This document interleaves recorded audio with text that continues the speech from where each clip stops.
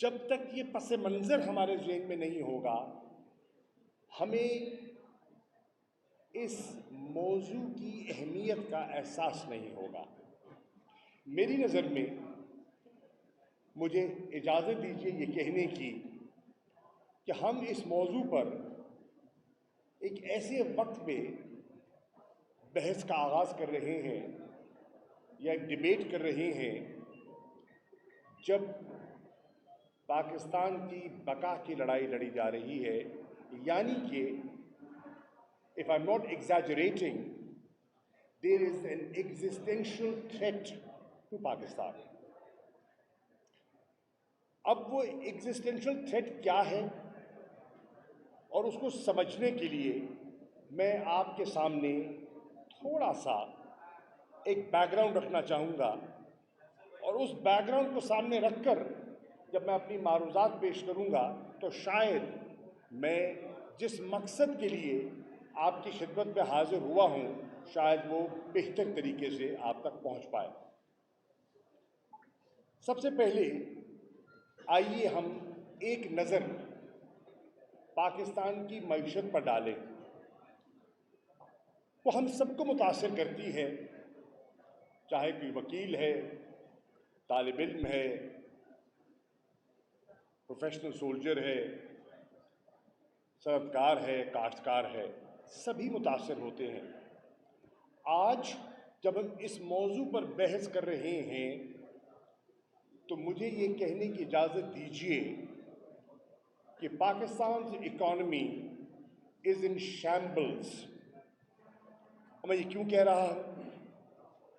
इस वक्त हम सादा ज़बान में कहते हैं कि महंगाई का तूफ़ान है, और अगर माशी नुक्ते नज़र से देखें तो आज अफरात ज़र की जो शरह है वो 27% को छू रही है, और अगर आप सेंसिटिव प्राइस इंडेक्स का मुताला करें तो वो 45% को छू रहा है।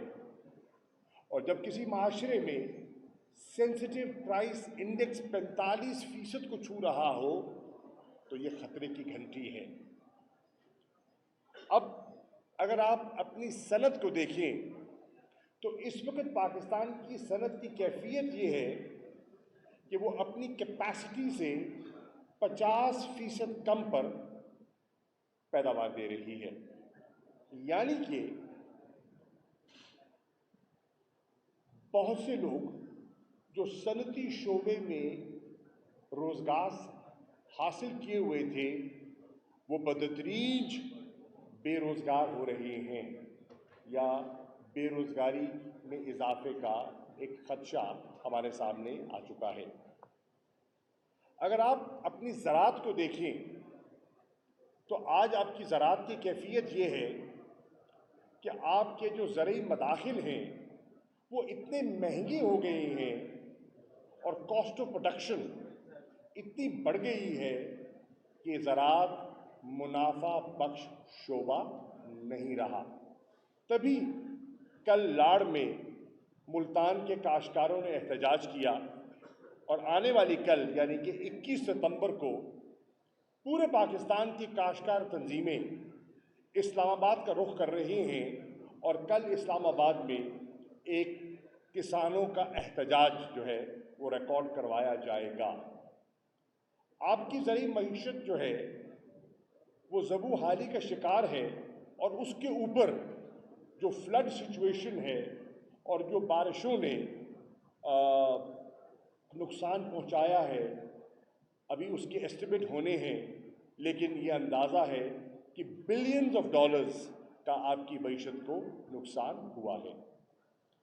अगर आप मुल्क के कर्ज़ों को देखें तो आज पाकिस्तान की इंडेटेडनेस इस हद को छू रही है कि कर्ज़े का सूद उतारने के लिए भी हमें कर्ज़ा दरकार है, और वो कर्ज़ा हमें देने के लिए कोई तैयार नहीं है, और अगर देता है तो इन शराइत पर देता है जिन शराइत पर IMF ने आपको कर्ज़ा दिया है, और उसके असरात आज पाकिस्तान के आम शहरी पर नुमायां तौर पर आपको दिखाई दे रहे हैं।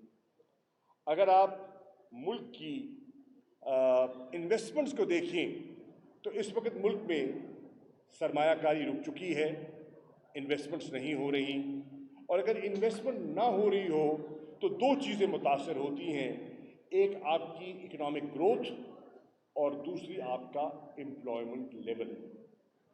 अनएम्प्लॉयमेंट बढ़ रही है और इकोनॉमिक ग्रोथ जो 6% को छू रही थी जब तहरीक इंसाफ की हुकूमत को एक साजिश और मदाखलत के तहत रुखसत किया गया, वो अब बतदरीज नीचे आ रही है। और ख़याल है कि इस साल जब फाइनेंशियल ईयर क्लोज होगा तो आपका जो स्टेटेड ग्रोथ का फिगर है जो मिफ्ता इस्माइल साहब ने दिया था वो हम उसके नज़दीक भी नहीं पहुंच पाएंगे। और अगर आप इन सारे हालात को देखें तो बहुत से क्राइसिस जन्म ले रहे हैं इकोनॉमिक, लेकिन जो एक क्राइसिस जन्म ले चुका है वो है आटे का क्राइसिस। इस वक्त आप किसी बड़े शहर में चले जाएं, लोग सरापा एहतजाज हैं, और कराची में मेरी इत्तला के मुताबिक सफ़ेद आटा 100 से 115 रुपए किलो का बिक रहा है और इसके बढ़ने के इम्कानात हैं। अब ये है आपका इकोनॉमिक कॉन्टेक्स्ट, जिस कॉन्टेक्स्ट के अंदर रहते हुए आपने रूल ऑफ लॉ की बात करनी है, आपने क्राइम रेट पर नज़र रखनी है, आपने इंडिपेंडेंस ऑफ जुडिशरी का अलम उठाना है, और आपने देखना है कि मुल्क जो है वो आगे कैसे बढ़ पाएगा। हमारा आइन क्या कहता है, क्योंकि आप आइन के मुहाफिज हैं और काले कोट ने हमेशा आइन का दिफा किया है। हमारे आइन में एक कॉन्सेप्ट जो फ्रेमर्स ऑफ द 1973 कॉन्स्टिट्यूशन है उन्होंने परो दिया, और वो कॉन्सेप्ट है ट्राइकोटमी ऑफ पावर। उन्होंने वाजे कर दिया कि हर इंस्टीट्यूशन का एक अपना रोल है, उसकी अपनी अफादियत है और उसका ऑपरेशन का एक रेल्म है, उसके अंदर उसने ऑपरेट करना है। आइए देखते हैं हमारे जो मेजर ऑर्गन्स ऑफ स्टेट हैं आज उनकी कैफियत क्या है। और ये बात मैं किसी जलसे में नहीं कर रहा, ये बात मैं पढ़ी लिखी महफिल के सामने कर रहा हूँ, जो कानून को समझते हैं और जो गुफ्तगू मैं आपकी खिदमत में पेश करना चाह रहा हूँ उसको समझ सकते हैं, उसको अब्जॉर्ब कर सकते हैं। आइए हम एक स्टेट इंस्टीट्यूशन को लेते हैं जिसको हम मुकन्नना कहते हैं, पार्लियामेंट। आइन में पार्लियामेंट का तस्करा है, उसका एक रोल है, डिफाइंड है। आज पार्लियामेंट की कैफियत क्या है? मोसेस मेमरान बार, आज पाकिस्तान की पार्लियामेंट प्रैक्टिकली डिसफंक्शनल हो चुकी है। आज जो स्टैंडिंग कमेटीज़ हैं जिन्होंने कानून साजी के लिए कंसेंसस बिल्ड करना है, वो काम नहीं कर रही। आज मुल्क की सबसे बड़ी जमात, जिसका मैं मेंबर हूँ, पाकिस्तान तहरीक इंसाफ, पार्लियामेंट की सबसे बड़ी जमात, आज बावजूद पार्लियामेंट से बाहर बैठी है और पार्लियामेंट की कार्रवाई का हिस्सा नहीं है। आज कैफियत ये है कि पार्लियामेंट और डेमोक्रेसी में ट्रेजरी बेंचेस के साथ साथ उतना ही अहम रोल होता है ऑपोजिशन बेंचेस का। आज ऑपोजिशन बेंचेस पर एक सरकारी ऑपोजिशन मुसल्लत कर दी गई है। आज हमारे लीडर ऑफ द ऑपोजिशन वो शख्स हैं जैसे माजी में कहा जाता था कि ये पॉकेट यूनियन है। आज हमारे लीडर ऑफ द ऑपोजिशन एक ऐसी शख्सियत हैं जो दाद वसूल करने के लिए कायदे ऐवान की तरफ देखते हैं और जिसकी नुमाइंदगी उन्हें करनी है ऑपोजिशन की, उससे वो लाताल्लुक़ है।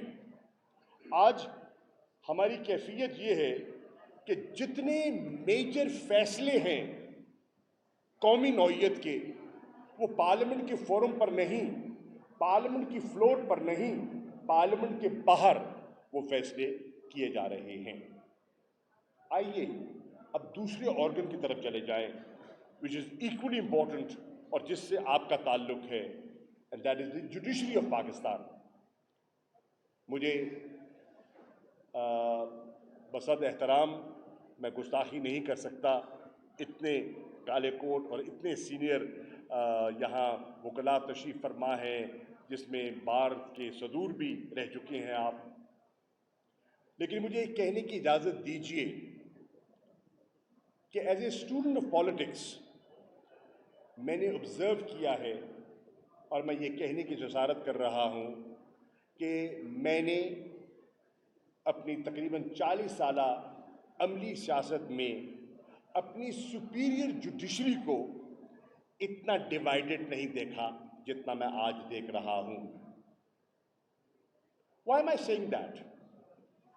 آپ دیکھیں کہ ججز کی ایلیویشن کی بات آتی ہے، اجلاس منعقد کیا جاتا ہے، اتفاق رائے نہیں ہو پاتا، کوئی بات نہیں، لیکن جو اندر کی بات ہے، جو اتنے فاضل ججز اور دیگر جو ممبران ہیں اس فورم کے جو زیر بحث لاتے ہیں، وہ دوسرے دن اخبار کی زینت ہے، اور اخبار کی زینت اس طرح سے کی جاتی ہے کہ منٹس ایشو کرنے پڑتے ہیں اور ریکارڈڈ جو سٹیٹمنٹ ہے وہ چلانی پڑتی ہے دوسرا نقطہ نظر پیش کرنے کے لیے۔ میں نہیں سمجھتا کہ ماضی میں کوئی ایسی نوید آپ کے سامنے آئی ہو۔ آج کیفیت یہ ہے کہ جو آپ کا جوڈیشل ایئر ہے، جس کا آغاز 12 ستمبر کو ہوا، جس میں چیف جسٹس آف پاکستان جو کہ بہت ہی ایک آنریبل شخصیت ہیں، انہوں نے خطاب کیا، ان کے خطاب پر برملا تنقید کی جاتی ہے، اور تنقید زبانی نہیں، ایک خط کے ذریعے تنقید کی جاتی ہے، اور وہ خط جو ہے وہ پبلک ہو جاتا ہے۔ آج کیفیت یہ ہے کہ جو ہمارا پروسیس ہے of elevation to the bench, اس پر بہت سے لوگ مطمئن دکھائی نہیں دیتے۔ بہت سے وکلاء، بہت سے دانشور، بہت سے پارلیمنٹیرینز سمجھتے ہیں اس میں وہ شفافیت نہیں ہے جو کہ ہونی چاہیے۔ یہ کیفیت ہے ایک دوسرے آرگن آف اسٹیٹ کی۔ آئیے تیسرے پر نظر ڈالتے ہیں، that is the executive of Pakistan. آج ایگزیکٹو کی صورتحال یہ ہے جو پاکستان کا پڑھا لکھا طبقہ ہے، وہ آج سول سروس میں جانے سے کترا رہا ہے۔ آج جو کوالٹی آف انٹیک ہے into the civil service of Pakistan, that is gradually deteriorating، اور اس کا امپیکٹ جو ہے وہ آپ کو جو سروسز کی ڈیلیوری ہے اس پر نمایاں دکھائی دیتا ہے۔ گورننس پر نمایاں طور پر وہ آپ کو دکھائی دے رہا ہے، اور جب آپ سروس ڈیلیوری کو دیکھتے ہیں، جب آپ گورننس کے معیار کو دیکھتے ہیں یا بیڈ گورننس دیکھتے ہیں، تو اس کو لنک کر دیجئے اس کوالٹی سے جس کوالٹی کی میں یا جس کے بارے میں فکر کا اظہار کر رہا ہوں۔ Today the civil service of Pakistan is no longer service of first choice۔ ایک زمانے میں ہوا کرتی تھی، جو پڑھا لکھا اور جو ٹیلنٹڈ بچہ تھا اس کی خواہش ہوتی تھی کہ وہ سول سروس میں جائے، ایک کمپیٹیٹیو امتحان میں بیٹھے اور میرٹ کے ذریعے آگے آئے۔ لیکن آج اس پڑھے لکھے نوجوان کی ترجیح کارپوریٹ سیکٹر ہے، بینکنگ سیکٹر ہے، نہ کہ سول سروس، اور یہ لمحہ فکریہ ہے۔ آج آپ دیکھ رہے ہیں کہ ہماری سروس کی ڈیلیوری کے ساتھ ساتھ جو ہماری اس سروس میں نیپوٹزم، کرپشن اور انڈیسیژن کی وجہ سے پاکستان کی معیشت کو اربوں کا نقصان ہوا ہے، اربوں کا، اور میں ایگزیجریٹ نہیں کر رہا۔ آج ہمارے سینئر سول سرونٹس باوجود، اور ان کی شاید جائز مشکلات بھی ہوں جو کہ پالیسی ساز لوگوں کو سمجھنے کی ضرورت ہے، اور سول سروس ریفارم میری نظر میں اگر آپ نے پاکستان کو بہتر گورننس دینی ہے از ڈیو. آج آپ دیکھ رہے ہیں کہ وہ لوگ مطمئن نہیں ہیں اور کوالٹی آف سروس جو ہے وہ نہیں رہی. ہمارا آئین کیا کہتا ہے؟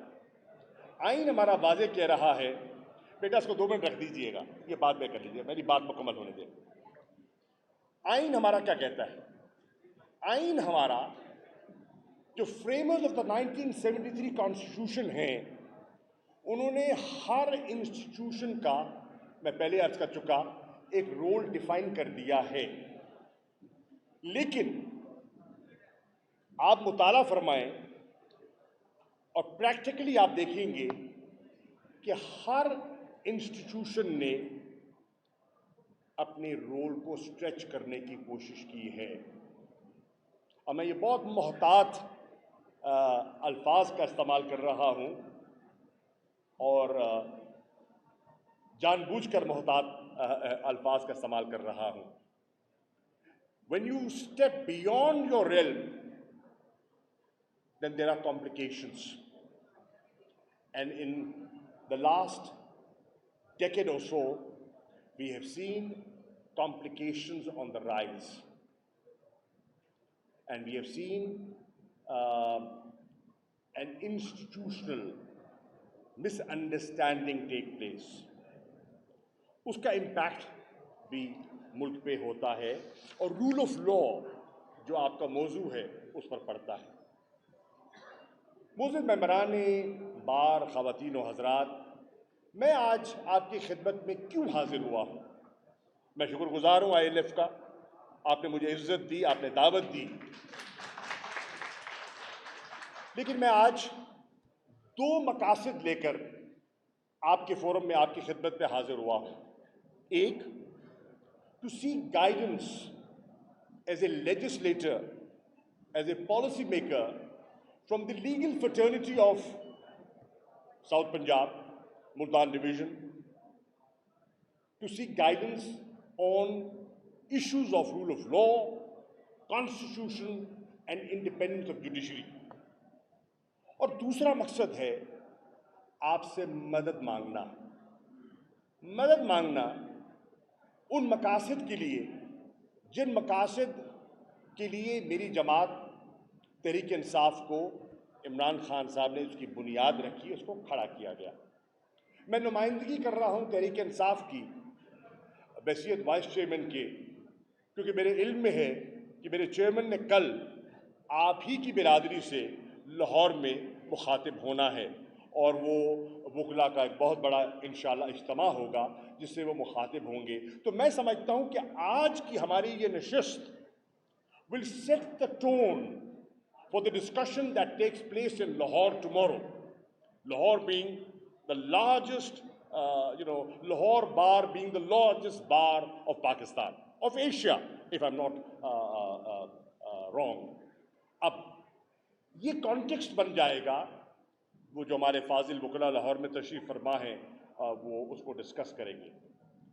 میری جماعت کن اصولوں میں اس کی ایک رائے ہے، what do we believe in، میں آپ کے سامنے پیش کرنا چاہتا ہوں. میری جماعت تحریک انصاف، اگر آپ نام کا مطالعہ کر لیں تو یہ جماعت اپنے آپ کو انصاف کے تقاضوں سے پروتی ہے، اور آپ نے ہمیشہ انصاف کی جنگ لڑی ہے.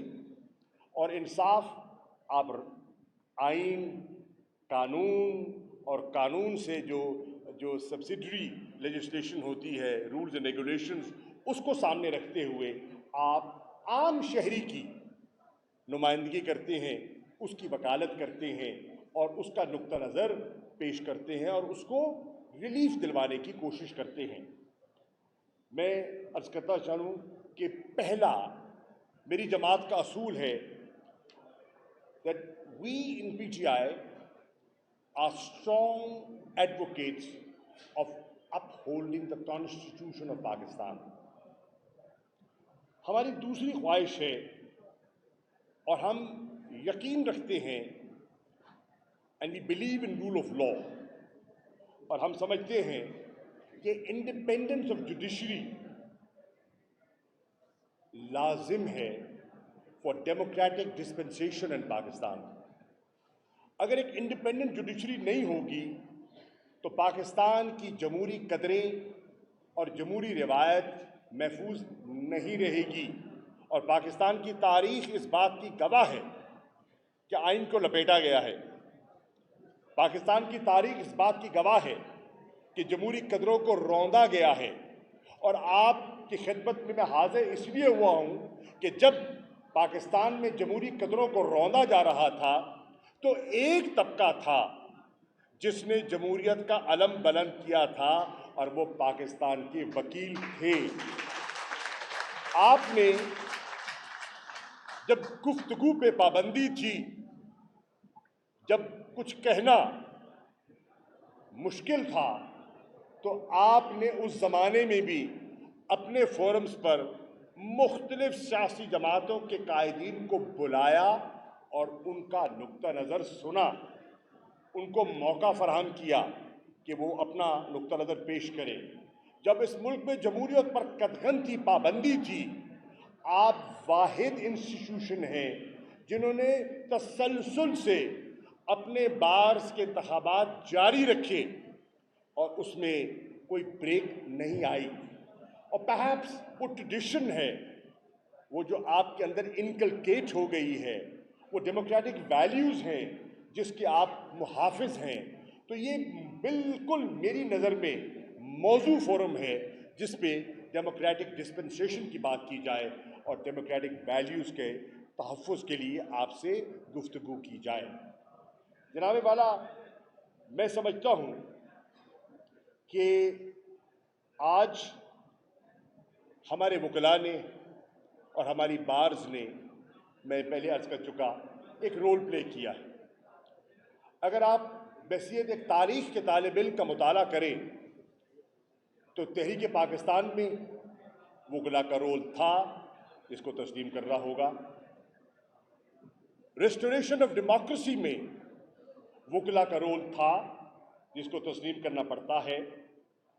انڈیپینڈنس آف جوڈیشری میں وکلاء کا کردار ہے، جس کو ساری دنیا تسلیم کرتی ہے. آئین کے دفاع میں جو کردار آپ ادا کر سکتے ہیں اور آپ نے کیا ہے، کسی اور ادارے نے ایسا نہیں کیا، اور آپ سے یہی توقع کی جا سکتی ہے. بیسک فنڈامنٹل رائٹس جو آئین گارنٹی کرتا ہے، اس کی پروٹیکشن میں ہیومن رائٹس کی وائلیشن کے خلاف جب بھی آواز اٹھی ہے تو کالے کوٹ نے اور وکلاء برادری نے اور پاکستان کی لیگل فرٹرنیٹی نے اس میں اپنا کردار ادا کیا ہے اور کرنا چاہیے. شکر ہے کہ آپ نے کیا ہے. شکر ہے کہ پاکستان میں ایک طبقہ آج بھی زندہ ہے جو اس قسم کے کازز کے ساتھ اپنے آپ کو منسلک کر رہا ہے. اگر ایسا نہ ہوتا تو نہ جانے آج ہماری جو شکل کیا ہوتی اور ہمارے ملک کی نوعیت کیا ہوتی. تو میں یہ عرض کر رہا ہوں کہ آج as we sit and discuss rule of law, independence of judiciary and the constitution, ہمیں دیکھنا ہے کہ جو فنڈامنٹل رائٹس ہیں جو آئین گارنٹی کرتا ہے، are they being protected or are they being trampled. میری نظر میں they are being trampled. اور میں بہت سے حوالے دے سکتا ہوں، وقت دامن میں گنجائش نہیں ہے لیکن بہت سے حوالے دے سکتا ہوں. آج میری نظر میں right to a fair trial, جو کہ ہر شہری کا بنیادی حق ہے، از بیکمنگ انکریزنگلی ڈیفیکلٹ، اور یہ لمحہ فکریہ ہے. آج کیفیت یہ ہے کہ جو آپ کی فریڈم آف ایکسپریشن ہے اور میڈیا کی جو آزادی ہے، جو جمہوریت کے لیے لازم ہے، آج اس پر بھی حملے ہوئے ہیں. آج کوئی فوجی دور نہیں ہے، آج ملک میں معاشر لاء نہیں ہے، بظاہر ایک جمہوری حکومت ہے، لیکن اس جمہوری حکومت میں بھی آپ دیکھ رہے ہیں کہ independence of media is under threat. اور اس کی مثال آپ کے سامنے ہے کہ پچھلے دنوں میں ذکر کرنا چاہوں گا ARY کا اور بول کا. ان دو چینلز کو آف ایئر کیا گیا. سوال ہے کیوں؟ سوال ہے کیوں؟ آپ کے سامنے ہے کہ کیبل آپریٹرز کو دھمکایا گیا، ڈرایا گیا. اور سوال ہے کیوں؟ کس نے اور کیوں؟ پھر آپ دیکھیں کہ جو انٹرنیٹ سروسز ہیں ان میں خلل پیدا کیا گیا. اور سیاسی چلی معاملہ چھوڑیے، ہمارے جلسوں کو عمران خان صاحب کے جلسوں کی کوریج پر قدغن لگی. چلیے، ہم نے اس کا توڑ ڈھونڈ لیا اور آج کے سوشل میڈیا کے زمانے میں ہم نے اس کا حل نکال لیا. آپ پرنٹ میڈیا کو قابو کر سکتے ہیں، آپ الیکٹرانک میڈیا کو مائل کر سکتے ہیں، لیکن آج سوشل میڈیا پر قدغن لگانی ممکن نہیں ہے. تو لائیو سٹریمنگ کے ذریعے ہمارا نقطہ نظر تو لوگوں تک پہنچ گیا، ہمارا سیاسی نقطہ نظر تو لوگوں تک پہنچ گیا، لیکن مجھے افسوس سے کہنا پڑتا ہے جو انسانیت کے لیے عمران خان کام کر رہے تھے اس پر بھی آپ نے پابندی لگائی. اس سے کیا حاصل ہوا؟ جب وہ ٹیلی تھون کر رہے ہیں، اور ٹیلی تھون کس کے لیے کر رہے ہیں؟ فلڈ وکٹمز کے لیے، متاثرین کے لیے. اور وہاں چینلز بھی ان پر بھی دباؤ آئے کہ آپ ٹیلی تھون کی لائیو نشریات مت دکھائیں. تو کیا یہ انسانیت کی خدمت ہے؟ اور ایسا کیا گیا تو کیوں کیا گیا؟ یہ میرا سوال ہے موجودہ حکومت سے، جو بظاہر اپنے آپ کو جمہوری کہتے ہیں اور جمہوری قدروں کے محافظ کہتے ہیں. جناب والا، آج پیسفل پروٹیسٹ آپ جانتے ہیں ہر شہری کا حق ہے. رائٹ ٹو اسمبل یہ ایک فنڈامنٹل رائٹ ہے. میں آج پوچھتا ہوں آپ سے، 25 مئی کو جب تحریک انصاف کے کارکنان روانہ ہوئے ملتان سے اسلام آباد کے لیے، اور پنجاب اور مختلف شہروں سے وہ اسلام آباد کے لیے روانہ ہوئے، تو جو پولیس گردی کا مظاہرہ آپ نے دیکھا، جس طرح گھروں کی دیواروں کو پھلانگ کر سیاسی کارکنوں کو گرفتار کیا گیا، جس طرح نہتی خواتین پر، بچوں پر لاٹھی چارج کیا گیا اور آنسو گیس کا استعمال کیا گیا، میں سوال اٹھانا چاہتا ہوں کہ کیوں؟ جب ہمیں قانون اس کی اجازت دیتا ہے. ہاں، قانون کو ہاتھ پہ لینا اس کی اجازت مجھے نہیں ہے. اگر میں توڑ پھوڑ نہیں کر رہا، اگر میں پبلک نیوسنس کا حصہ نہیں بن رہا اور اپنا نقطہ نظر پیش کرنے کے لیے میں لوگوں کا اجتماع کرنا چاہتا ہوں، تو اس میں کیا مضاحکہ ہے؟ اور یہ کہاں کی پابندی ہے؟ اور یہ لگائی گئی تو کیوں لگائی گئی؟ یہ سوال ہے جس پر ہمیں جواب چاہیے. اگر پاکستان کا آئین کا آرٹیکل 25 کہتا ہے کہ everyone is equal before the law, تو پھر سوال اٹھتا ہے why are some exceptions made? And there are exceptions that are made, and you and I know that there are exceptions that are being made. اگر parliament کی ذمہ داری ہے کہ اس نے قانون سازی کرنی ہے to protect the interests of the ordinary citizen of Pakistan، جس کے وہ منتخب نمائندگان ہیں، اور وہ پبلک انٹرسٹ کی بجائے پرسن اسپیسیفک قانون سازی پہ اتر آئیں، تو اس کے اثرات آپ کی معیشت پر اور آپ کے معاشرے پر کیا مرتب ہوں گے، آپ مجھ سے بہتر سمجھ سکتے ہیں. آج کیفیت یہ ہے کہ ایک قانون موجودہ پارلیمنٹ سے मंजूर करवाया गया है और नैब के कानून को उस पर तरमीम की गई है और 27 तरामीम की गई, 27। हमने इनको चैलेंज कर रखा है। हमारी पिटीशन सुप्रीम कोर्ट के सामने है और हम तवक्को करते हैं कि फाजिल जो मेंबरान हैं, जजेस हैं सुप्रीम कोर्ट के, वो हमारी रहनुमाई फरमाएंगे। लेकिन आज आप देख रहे हैं कि वो जो स्पेसिफिक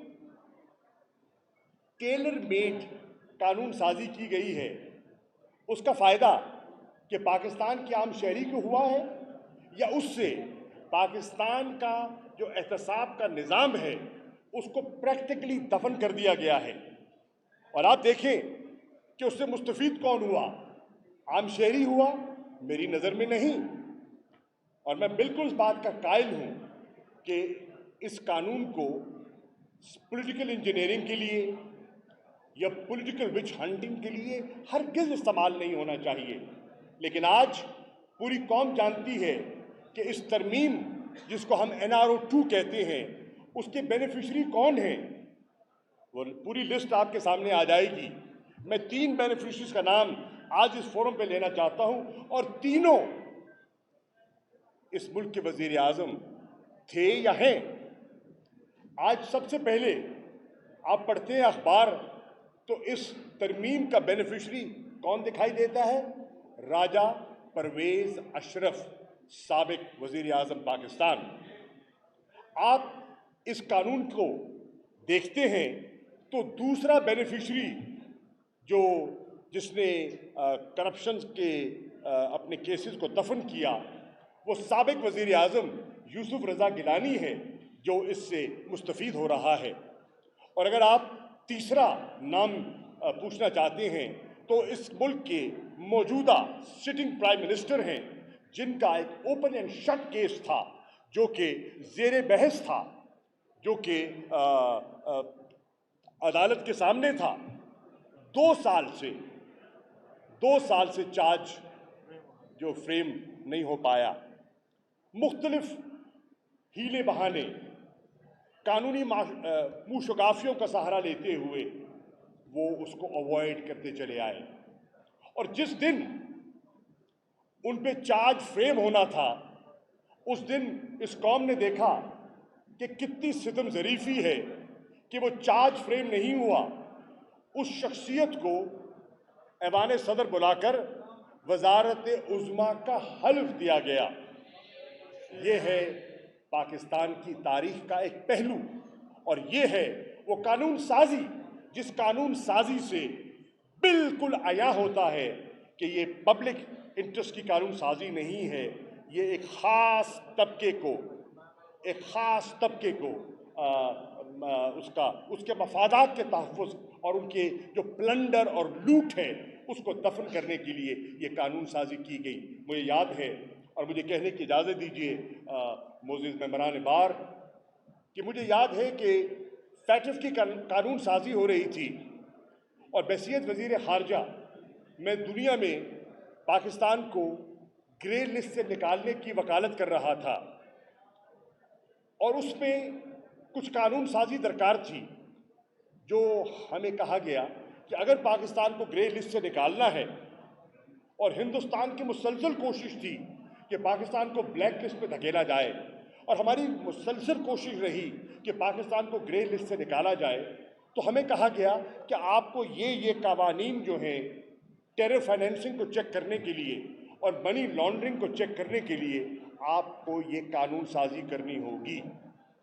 कानून साजी के लिए जब हमने कंसेंसस बिल्ड करने की कोशिश की, तो मैं आपकी खिदमत में अर्ज़ करूं, मैं तहरीक इंसाफ की नुमाइंदगी कर रहा था और अपनी जमात की तरफ से मैं पीपल्स पार्टी, मुस्लिम लीग नून और दीगर जमातों से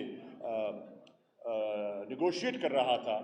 तो उन्होंने मेरे सामने एक मसवदा रख दिया जिसमें कि 35 तरामीम पेश की गई, और कहा गया, सिटिंग सेनेटर ने कहा, इस वक्त की सेनेट के सिटिंग सेनेटर ने कहा, मैं एहतराम से नाम नहीं लेता, कभी सामने टेलीविज़न मजाकरे में आएंगे तो नाम भी ले लूँगा, تو انہوں نے کہا کہ یہ آپ قانون سازی کرنا چاہتے ہیں تو آپ کو نیب کے قانون میں یہ 35 ترامیم کرنی ہوں گی، یہ ہماری شرط ہے۔ میں نے کہا یہ پاکستان کے انٹرسٹ کی بات کر رہا ہوں، حکومت پاکستان کی بات نہیں کر رہا، یہ ریاست پاکستان کی ضرورت ہے۔ آپ حکومت میں اور ریاست میں ایک تمیز کیجئے۔ حکومتیں آتی جاتی رہتی ہیں، کل ہم حکومت میں تھے آج نہیں ہیں، ہو سکتا ہے کل دوبارہ آ جائیں، لیکن ریاست جو ہے وہ ہم سب کی ہے، اور ریاست کے مفادات کا دفاع کرنا ہمارے پر لازم ہے۔ لیکن انہوں نے ریاست کو نہیں اپنے ذاتی مفاد کو ترجیح دی اور کہا کہ ہرگز نہیں، ہم یہ قانون سازی نہیں کریں گے تا وقت کہ آپ اس پر ہمارے ساتھ کوئی جس کو ہم آج عوامی زبان میں مکہ کہتے ہیں، آپ مکہ نہیں کر لیتے۔ ہم نے نہیں کیا، لیکن میں آپ کو بتا رہا ہوں یہ سوچ ہے جو آج ہمارے ملک میں غالب آئی ہوئی ہے، اور نتیجہ یہ ہوا کہ اس قانون سازی سے وہ پورے پاکستان میں احتساب کا عمل دفن ہو کے رہ گیا۔ حضرات گرامی، رول آف لا ایک سویلائز سوسائٹی، ایک مہذب معاشرے کے لیے رول آف لا ضرورت ہے ہم سب کی۔ اب پہلے ہم کہہ چکے everyone is equal before the law, لیکن پاکستان میں آپ مجھ سے بہتر جانتے ہیں کہ دس ہیز بین مسنگ، اور اس کے لیے ہمیں دیکھنا یہ ہے، اور ہم نے دیکھا ہے کہ بہت سے plunderers they have gone scot free. آج میں آپ کی خدمت میں حاضر ہوا ہوں آپ سے گزارش کرنے۔ آپ وکلا ہیں، آپ میں سے بہت سا تعلق جو ہے ان کا تحریک انصاف سے ہے، لیکن اس بار میں بہت سے وکلا ہیں جو مسلم لیگ نون سے منسلک ہیں، بہت سے وکلا ہیں جو پیپلز پارٹی سے منسلک ہیں یا دیگر جماعتوں سے منسلک ہیں۔ میری ان سب وکلا سے مؤدبانہ گزارش ہے، بستہ گزارش کرنے آیا ہوں کہ آئیے کچھ بنیادی اصولوں پر ہم ایک بائی پارٹیزن کنسنسس بلڈ کریں، اور لیگل فرٹرنیٹی کو اس کا آغاز کرنا چاہیے۔ اور یہ ڈیبیٹ جس کا آغاز آج ملتان سے ہو رہا ہے اور اس کی بازگشت انشاءاللہ پورے پاکستان میں گونج اٹھے گی، کل عمران خان اس کو تقویت دیں گے اور یہ پھر لاہور، کراچی، کوئٹہ، پشاور ہر جگہ پہنچے گی یہ بحث۔ میں سمجھتا ہوں کہ اس کے لیے ہمیں چند چیزوں پر متفق ہونا چاہیے۔ وہ چند چیزیں کیا ہیں؟ Number 1، let us all agree to defend and protect the Constitution of Pakistan۔ بہت سی قباحتیں حل ہو جائیں گی۔ Let us all agree to protect the rights guaranteed to an ordinary citizen by the Constitution of Pakistan. And let us all agree to a democratic dispensation in Pakistan۔ اگر ہم یہ کر جاتے ہیں تو پھر وہ حقیقی آزادی جس کا ذکر عمران خان کر رہے ہیں وہ اپنی شکل اختیار کرتی ہے۔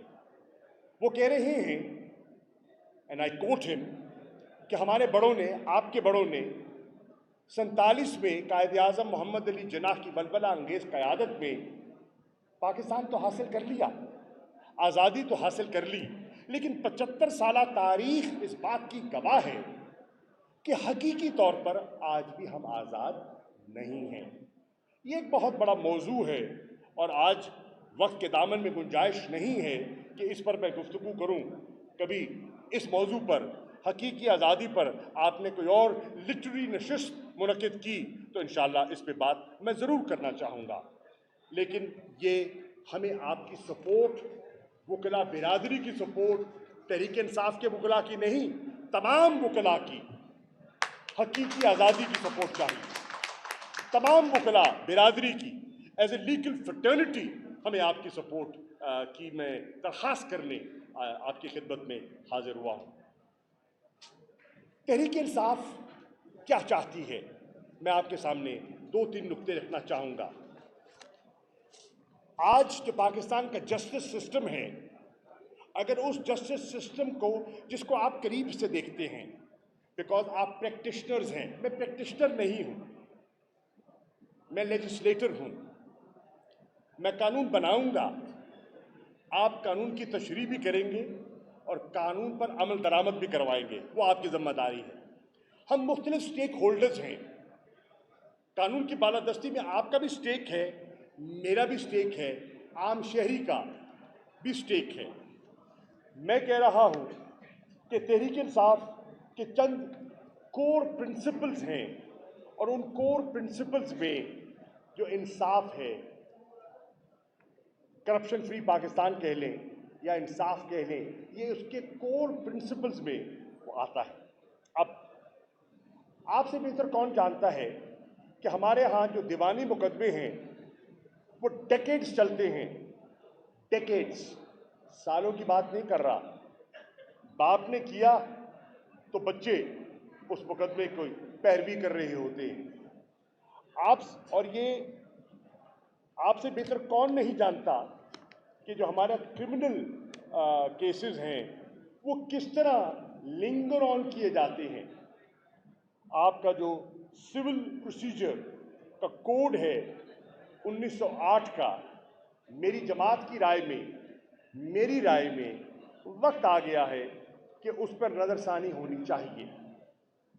मेरी जमात की राय में, मेरी राय में जो आपका क्रिमिनल प्रोसीजर कोड है जो अंग्रेज़ का मुरतब करता है, उसमें बहुत सी अच्छाइयाँ हैं। जो अच्छी चीज़ें हैं उन्हें बरकरार रहना चाहिए, एंड ओवर द ईयर्स जो उसमें इस्लाहात दरकार हैं वो होनी चाहिए। मैं समझता हूँ कि हमें कानून शहादत को रिविज़िट करने की ज़रूरत है, लेकिन सिविल प्रोसीजर कोड हो या क्रिमिनल प्रोसीजर कोड हो, वो वकला बिरादरी की इनपुट और मशावरत के बगैर मुमकिन नहीं है।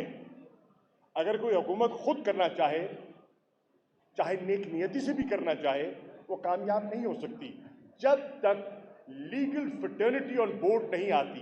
तो ये आज की ये महफिल इस बात का तकाजा कर रही है कि हमें we have to act as two wheels of the same chariot, जो पाकिस्तान के जस्टिस सिस्टम को ज़्यादा फाल, ज़्यादा मौसर और लेस कम्बरसम बनाए, और इसमें लेजिस्लेटर्स को और कानून दानों को एक आपस में मशावरत भी करनी है और कंसेंसस बिल्ड करना है।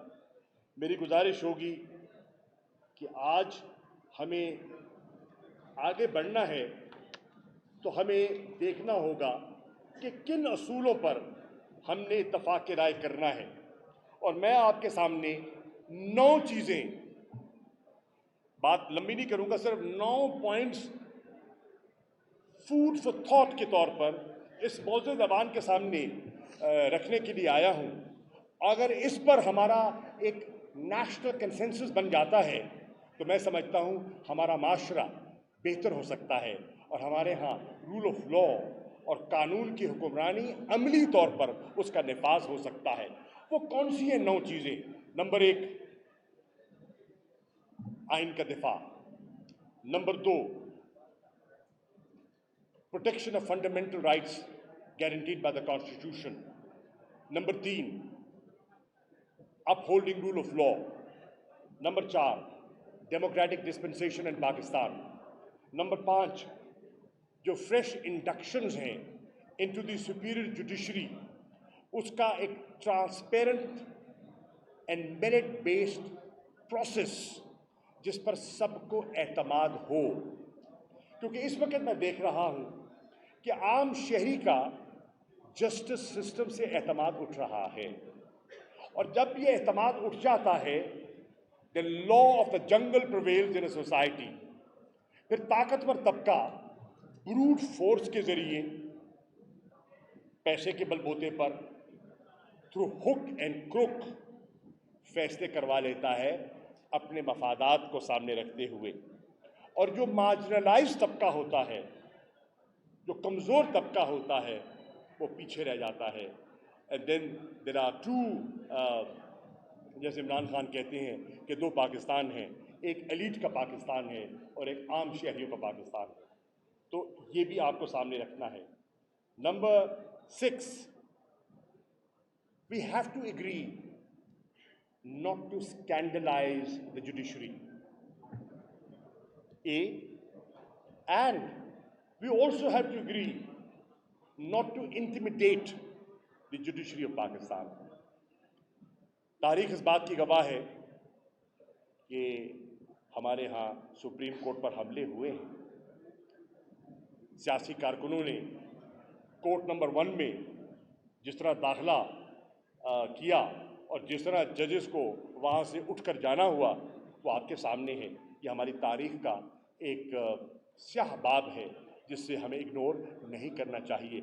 अगर माजी में ऐसा हुआ है तो अल्लाह न करे मुस्तकबिल में ऐसा हो सकता है अगर हमने इस पर तवज्जो ना दी.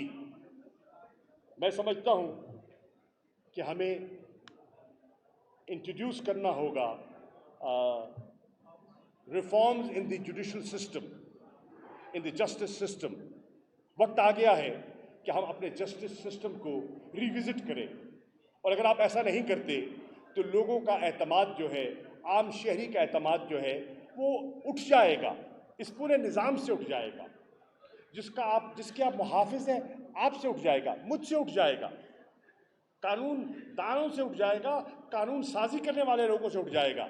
और वो कहेंगे यूज़ ऑफ फोर्स, ताकत के बलबूते पर जो है हमें फैसले करने चाहिए. लोग पंचायतों में जाएंगे, लोग दकियानूसी तरीक़ों से अपना इंसाफ के हसूल के लिए जुस्तजू करेंगे. और हम ये अदालतें सुनसान हो जाएंगी. अल्लाह ना करे, अल्लाह ना करे. ये मुमकिन है. तारीख़ में ऐसी मिसालें आप देख सकते हैं और हमें तारीख़ से सबक सीखना चाहिए. और अगली चीज़ मैं अर्ज़ करना चाहूँगा कि हमें इत्तफ़ाक़ करना चाहिए कि हमारा जो इन्वेस्टर है और हमारे जो मुल्क में इन्वेस्टमेंट्स होती हैं उनको प्रोटेक्शन मिले.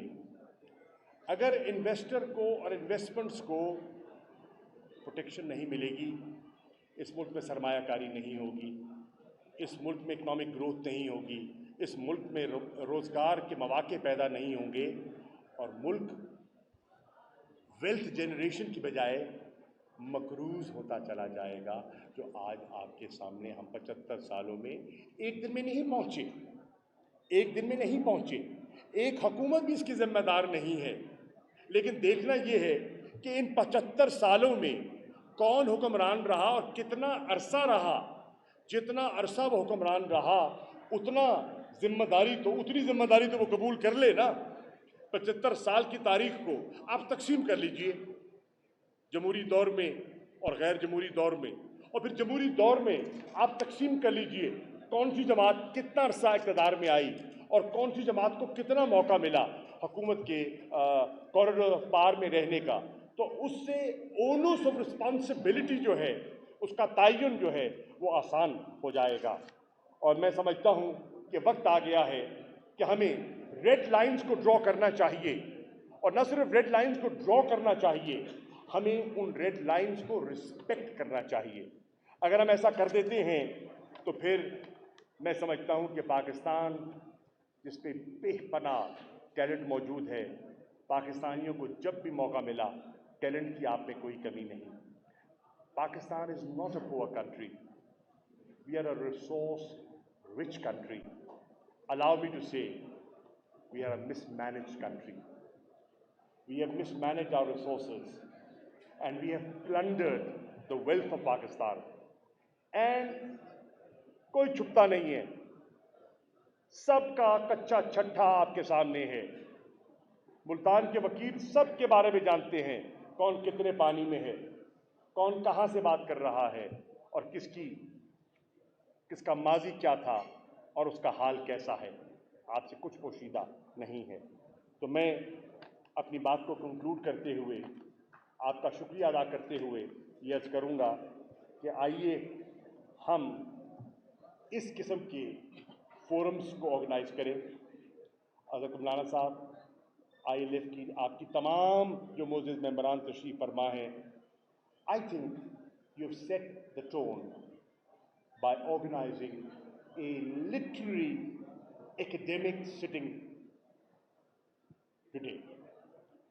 I am confident that my Chairman Imran Khan, will further elaborate on the points that I have taken up today. And I'm sure with his vision, we will be able to put together a framework for the future of Pakistan and give the people of Pakistan hope. इस वक्त बहुत ज़रूरत है, लोग मायूस हैं, लोग परेशान हैं, लोग नाउमीद होते जा रहे हैं, और जब कौमों में नाउमीदी पैदा हो जाए तो दो चीज़ें होती हैं, एक जिसको आप ब्रेन ड्रेन कहते हैं और दूसरा फ्लाइट ऑफ कैपिटल, और ये दोनों चीज़ें ज़हर कातिल हैं और हमें उससे बचना चाहिए।